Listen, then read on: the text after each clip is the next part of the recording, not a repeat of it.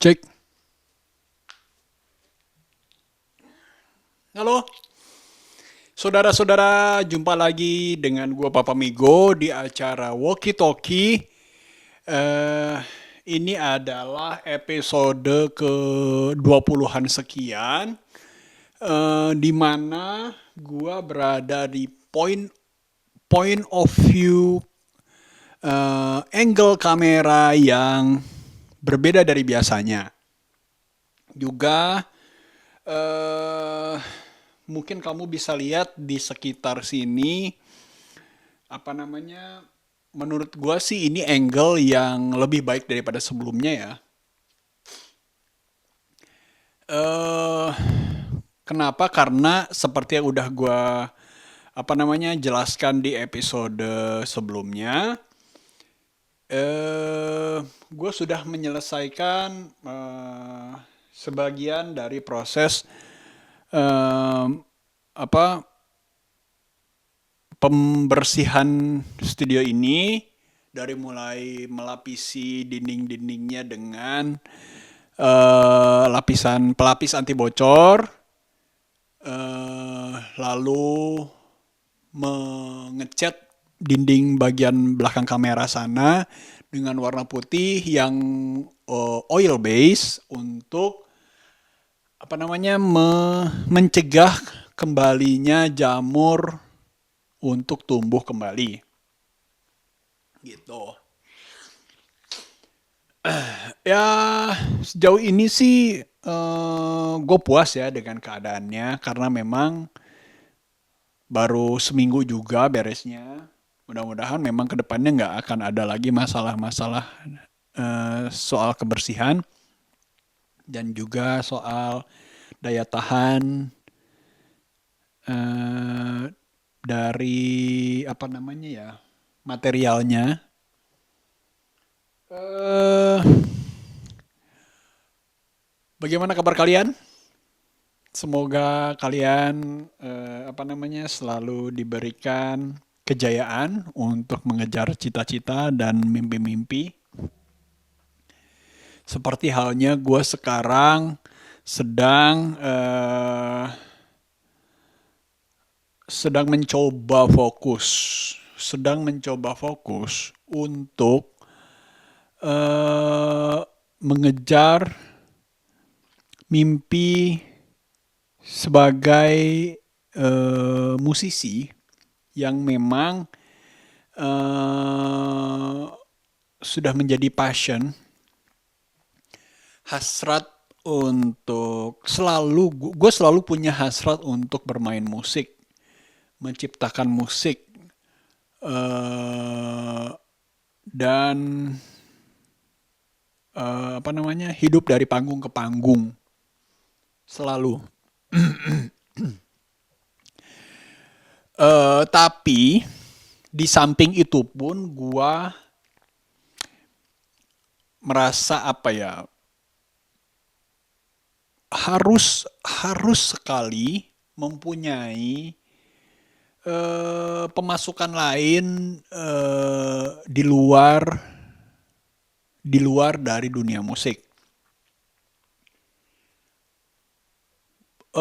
Sebenarnya bukan tidak harus selalu dari luar dunia musik, cuman eh, menurut gua yang memang tidak tidak saling mempengaruhi apabila ada satu di antara beberapa itu yang tidak jalan gitu loh si usahanya. Contohnya, kegiatan gue bermusik ini eh, selain passion kan memang menjadi apa namanya pemasukan utama ya. Cuman pemasukan lainnya kan gue mencoba untuk contohnya trading, trading cryptocurrency, dan gue juga karena melihat apa namanya apa influencer-influencer dari Instagram, gue juga mencoba untuk mempelajari trading saham dan forex. Lalu gue mencoba sedang masih menggeluti dropship barang yang apa gua beraktivitasnya di marketplace. Lalu eh, apa lagi? Udah itu aja. Oh iya, ada yang lupa. Gue juga masih mencoba mempelajari tentang NFT, di mana platformnya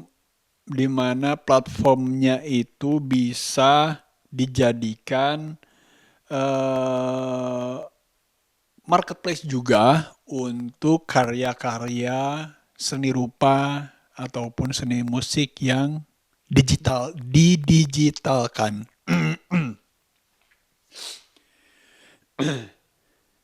Dan berhubungan juga dengan cryptocurrency. Jadi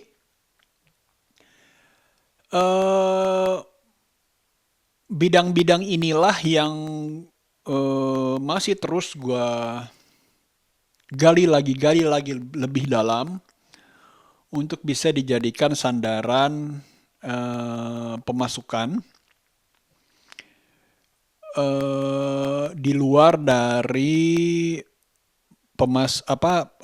pemasukan yang bersifat konvensional. Untunglah gua dan istri gua tuh saling bekerja sama karena istri gua memang tipe orang yang bekerja melalui cara konvensional, kantoran gitu. eh Mudah-mudahan ini bisa berjalan lancar dan juga bisa saling melengkapi ya. Bicara soal kantoran dan bisnis, gua mau bicara soal keresahan gua tentang sosok para role model yang selama ini gua kagumi dengan eh, dunia mereka, dunia bisnis mereka yang menurut gua bisa membawa passion mereka ke arah yang sangat-sangat komersil, yaitu Lawless Jakarta. Eh, Hari kemarin gua melihat postingan dari salah satu role model gua yaitu Gofar Hilman, di mana dia baru saja keluar dari semua grup WhatsApp-nya Lawless.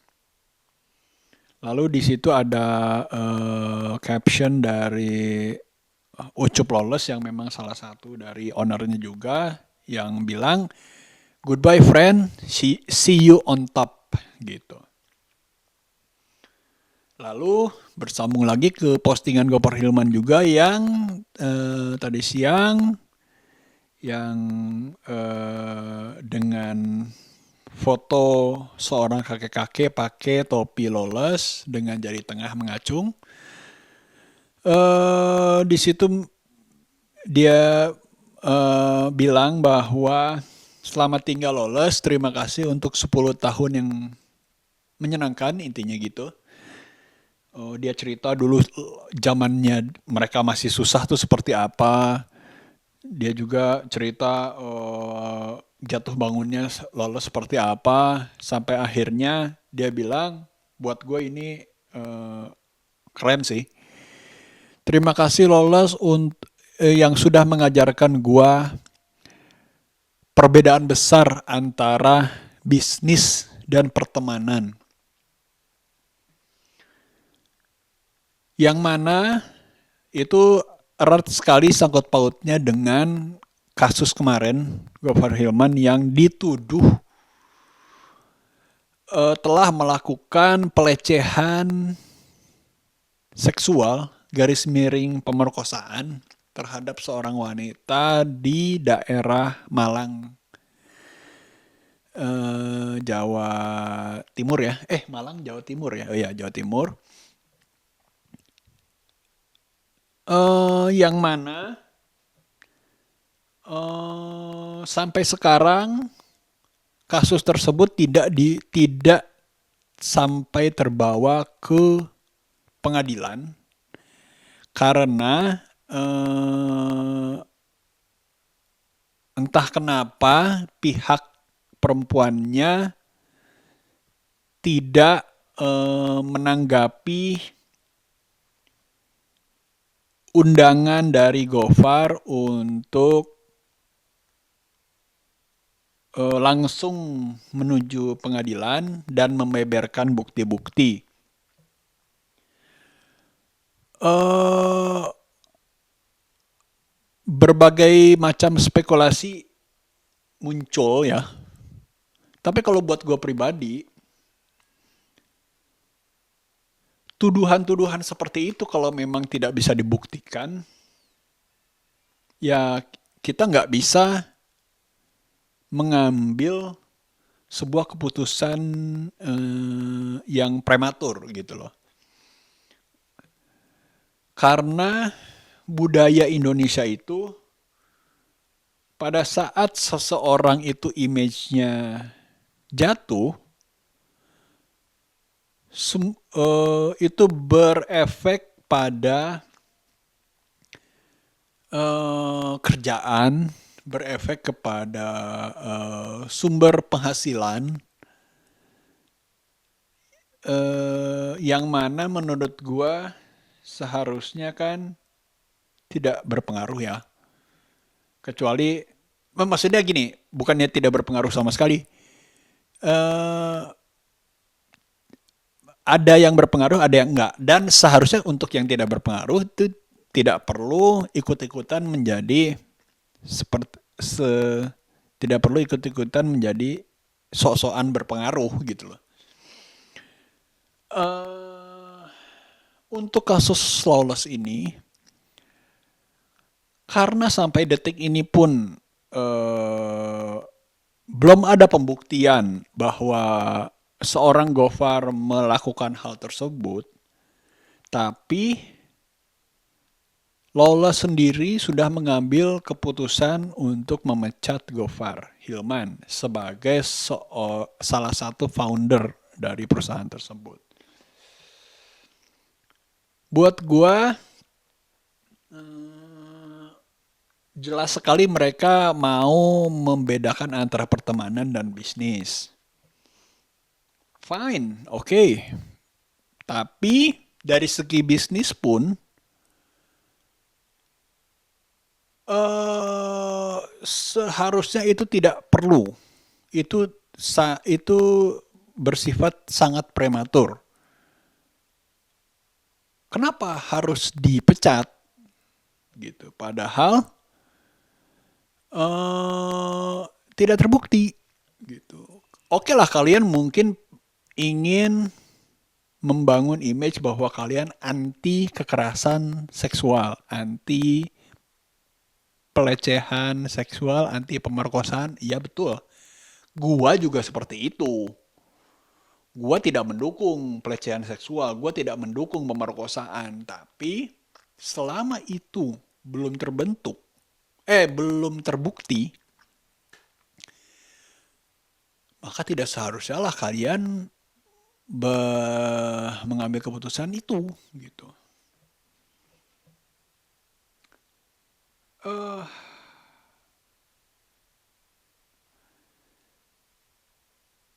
Apa ya? Gue bukan orang yang mengagung terlalu mengagung-agungkan nilai pertemanan, bukan ya. Karena maksud gue gini, ada sisi sentimental orang yang memang teman adalah segalanya. Tapi buat gue tidak sesentimental itu. Eh,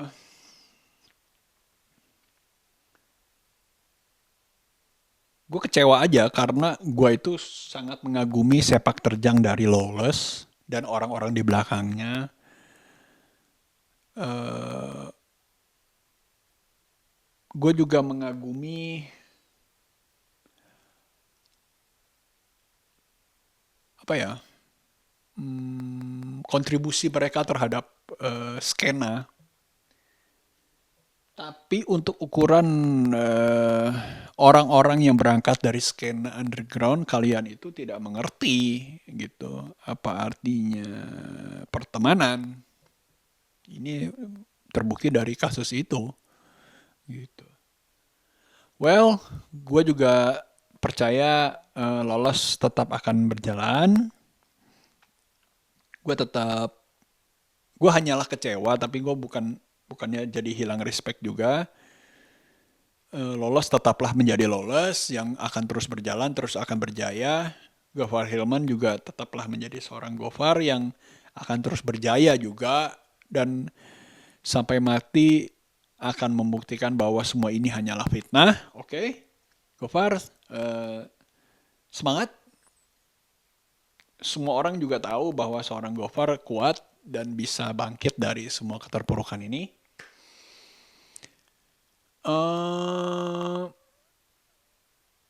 Gue hanyalah seorang netizen yang kecewa, itu aja. Well, semoga kita semua, termasuk gue juga, bisa mengambil banyak sekali pelajaran, hikmah dari semua yang telah terjadi.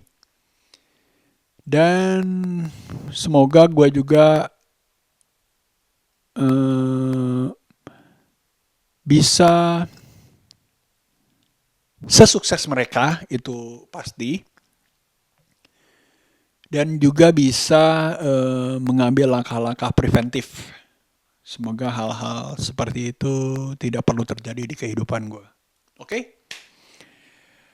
Selamat berjumpa kembali di edisi Walkie Talkie berikutnya.